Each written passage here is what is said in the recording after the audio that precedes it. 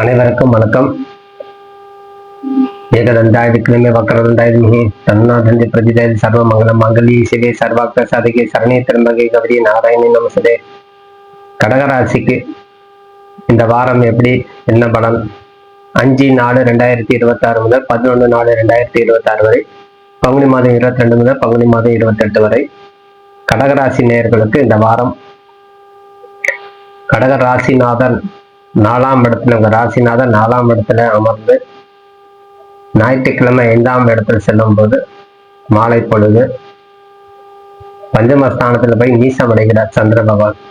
உங்க ராசிநாதன் நீசம் அடையும் போது மனதில் ஏற்படக்கூடிய குழப்பம் வந்து கொண்டே இருக்கும்.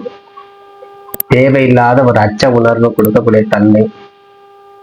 எல்லா விஷயத்திலும் நம்ம சரியாக இருந்தாலும் நம்மளுக்கு என்ன நடக்குது, எது செய்யறது, எதனால நம்மளுக்கு ஒரு தன்மை உருவாகுது, அப்ப எந்த விதமான முடிவு எடுத்துக்கொள்ள முடியாத சூழ்நிலை உருவாகும். இருப்பினும் மன வைராக்கியம் அதிகமாகவே கொடுக்கும். இந்த கடகராசி நேயர்களுக்கு மன வைராக்கியம் அதிகமாகவே உண்டாகும். அந்த மன வைராக்கியத்திலிருந்து விடுபடணும். நான் செய்யறது தவறா ரைட்டாங்கிறத உங்களுக்கு ஒரு குழப்பத்தை கொடுக்கதான் இந்த மன வைராக்கியம் சொல்றோம். உங்க ராசிக்கு 9ஆம் இடத்துல நல்ல கிரகம் அமர்ந்து உங்களுடைய தன்மைக்கு உயர்வான இடத்துக்கு செல்லக்கூடிய தன்மை கொடுக்கும். சூரியன், சனி, செவ்வாய், புத பகவான் சேர்ந்து 9ஆம் இடம் பாக்கியஸ்தானத்துல சொல்லும். ஏதேனும் உங்களுக்கு பாக்கி இருந்தால் அது வசூல் ஆகும். கடமைகள் தவறாம செய்யக்கூடியவர்கள் கடகராசிக்காரர்கள். மன கோபத்தை கட்டுப்படுத்திக் கொள்ள வேண்டும். கடகராசி அன்பர்கள் கோபம் வந்தால் அடக்கி கொள்ளக்கூடிய தன்மை சற்று குறைவு. மேலும் மேலும் மேலும் கோபத்தை தூண்டக்கூடிய தன்மையை கொடுக்கும். அந்த ஆத்திரம் அடங்குன்னு சொல்ல சில பேர். அதனுடைய தன்மையை உருவாகுது அந்த கிரக அமைப்பு. அந்த மாதிரி சந்திரன் நீசம் அடையும் போது மனதில் ஏற்படக்கூடிய ஒரு உணர்வு அது இம்ப்ரூவ்மெண்ட் பண்ணிக்கிட்டே போகும். மேலும் மேலும் வளர்ச்சி அடையக்கூடிய தன்மை சொல்லுவாங்க தமிழ்ல. இங்கிலீஷ்ல இம்ப்ரூவ்மெண்ட் பண்ணிட்டே போகணும் மனம். இதனால் நம்மளுக்கு சற்று அவப்பேர் உருவாகக்கூடிய தன்மை கொடுக்கும். அதனால் தொழில நீங்க சற்று கவனமாக இருந்து செயலாற்ற வேண்டும். கடமை. சக ஊழியர்களையும் நீங்கள் நிதான போக்கை கையாளணும். உங்க தந்தை கிட்ட நீங்க அன்போடு நடந்து கொள்ளணும். உங்க தாய் கிட்ட அன்போடு நடக்கும். உங்க தாய் ஸ்தானாதிபதி கிரகம் சந்திரன் நீசம் அடைகிறார். 4ஆம் அதிபதி உங்க ராசிக்கு 11ஆம் இடத்துல இருக்கக்கூடிய கிரகம் 10ஆம் இடத்துல அமர்ந்து இருக்கிறார். எனவே சற்று நிதானமாக இருந்து தாய் தந்தைக்குண்டான அனுசரிப்பு உங்களுக்கு வேண்டும். இந்த காலத்தில் குடும்பத்துல நல்ல மகிழ்ச்சி உருவாகும். பிள்ளைகளுக்கு ஒரு நல்ல எதிர்காலத்துக்கு உண்டான தன்மை நம்மளுக்கு கொடுத்துக்கிட்டே இருக்கும். நம்ம பிள்ளைங்கள் நம்மளுக்கு அடங்கி போவார்களா, அதிகாரம் செலுத்துவார்களாங்கிறது ஒரு ஐயப்பாடு உங்களுக்கு கொடுக்கும். அந்த மனவேகம் உங்களுக்கு ஒரு கவலைக்கு அழைத்து செல்லும். அதை அந்த கவலை விட்டுட்டு தைரியமாக இருந்து செயலாற்றுங்க. அந்த தைரியம் உங்களுக்கு பக்கபலம். இந்த தைரிய காரகன் சொல்லக்கூடிய கிரகம் செவ்வாய், சூரியன் எல்லாமே உங்களுக்கு 9ஆம் இடத்துல இருக்க தைரியத்தை கொடுக்கும். மனவேகம் அதிகரிக்கக்கூடிய காலம். இருப்பினும் சொத்துக்கள் வாங்கக்கூடிய யோகமே உண்டு. பொன் பொருள் ஆடை ஆபரணங்கள் சேரக்கூடிய தன்மை. 2ஆம் இடத்துல கேது இருக்குது. 12ஆம் இடத்துல குரு பகவான் நம்மளுக்கு வழிகாட்டுதல் இல்லையே நினைக்க வேண்டாம். உங்க வழிகாட்டு கிரகமே உங்க குடும்ப ஸ்தானாதிபதி சொல்லக்கூடிய கிரகம் சூரிய பகவான் உங்க வழிகாட்டியாக 9ஆம் இடத்துல இருந்து அருள் செய்வார். அதே போல் உங்க 5ஆம் அதிபதி சொல்லக்கூடிய செவ்வாய் 9ஆம் இடத்துல இருக்கும்போது உங்களுக்கு கைமேல் பலன் அமையும். அதனால தொழில் நல்ல விருத்தி அடையும். மேலும் மேலும் தொழில் வளர்ச்சி, புதிய தொழில் செய்யும் போது ஏற்படக்கூடிய ஒப்பந்தங்கள் சற்று நிதானமாக கவனமாக ஏற்படுத்தி கொள்ளணும். இப்போ ஏதேனும் ஒரு தொழில் நம்ம செய்யறோம் அப்படின்னா நம்மள செய்யறதா இருந்தா பரவாயில்ல. நம்ம ஒப்பந்த ரீதி நம்ம நடக்குது ஒரு கம்பெனி மூலமா அப்படின்னா கான்ட்ராக்ட் மூலமா எடுத்து செய்யறவங்களுக்கு 1க்கு 2 முறை அதை நம்மளுக்கு செயலாற்ற முடியுமா, அந்த தொழில் எடுத்து நடத்த முடியுமாங்கிறத பார்த்துட்டு கையொப்பமிடுவது சிறந்தது. ஒரு வேகத்தை கொடுக்கும். மனதுல ஒரு கலகத்தை உருவாக்குனாலும் இருப்பினும் உங்களுக்கு தொழில அனுசரிப்பு நிறைய கிடைக்கும். சக ஊழியர்கள்கிட்ட உங்களுக்கு நல் மதிப்பு கிடைக்கும். உங்க மேலதிகாரிகிட்ட ஒரு நல்ல மதிப்பு உண்டாகும். அதனால உங்களுக்கு நல்ல ஒரு பெரிய ஆதாயமே உங்களுக்கு கொடுக்கும்.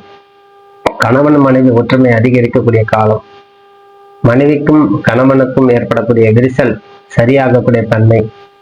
மனக்குழப்பம் ஏற்கனவே இருந்தது. உங்க ராசிக்கு 3க்கும் 12ஆம் அதிபதி செல்லக்கூடிய புத பகவான் 8ஆம் இடத்துல இருந்த புத்திக்காரகன் அஷ்டாங்க தோஷத்தோட இருந்த காலம். அதனால் நம்மளுக்கு சில நேரம் தடுமாற்றத்தை கொடுத்தாலும் இந்த காலத்தில் நமக்கு இந்த வாரம் முதல் தெளிவான முடிவை எடுத்துக்கொள்ளக்கூடிய தன்மையை கொடுக்கும். இருந்தால் சந்திர பகவான் உங்கள் நீசகதியில வந்து அமரும் போதும் அதன் பின்பு 6ஆம் இடத்துல செல்லும் போதும் எந்த விதமான அவசரம் என்று கடன்கள் வாங்காதீங்க. ஜாமீன் கேரண்டி கையெழுத்து போடக்கூடாது. இத்தனை நம்ம கவனமா செலுத்தணும். இந்த கடகராசிக்காரர்கள் எல்லாரும் ஒரே மாதிரி நம்புவாங்க. பரஸ்பரமான புத்தி உடையவர்கள், ஒரே சீராக செயல்படக்கூடியவர்கள், உண்மைகளை நீங்க மறைக்க தெரியாதவங்க.